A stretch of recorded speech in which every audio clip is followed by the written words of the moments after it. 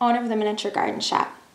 The terms miniature garden and fairy garden seem to be used interchangeably, even though they are two different things.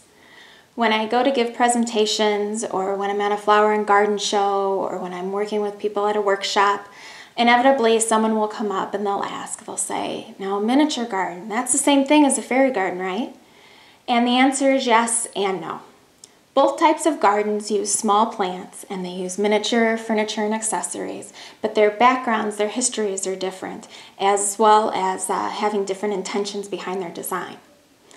Miniature gardening really has its roots in trough gardening, and trough gardens began as a way for people to grow and to display plants that they had collected from other areas of the world.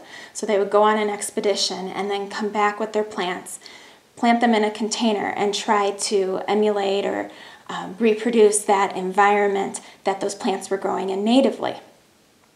In a miniature garden, you're not so much trying to replicate a particular spot in nature, but you're trying to recreate a real garden on a small scale. So it's like creating a model garden.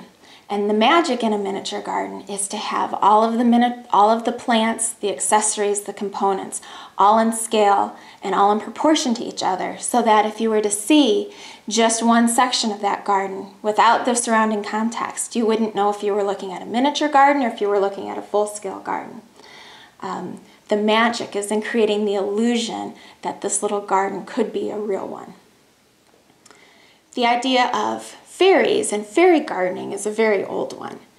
Traditionally, fairies were very shy little beings that lived out in the woods or lived out in your garden, and they made everything they needed out of natural materials. So they would wear leaves and flowers for their clothes, and they would use sticks and twigs to make tables and chairs, maybe use an acorn cap as a cup.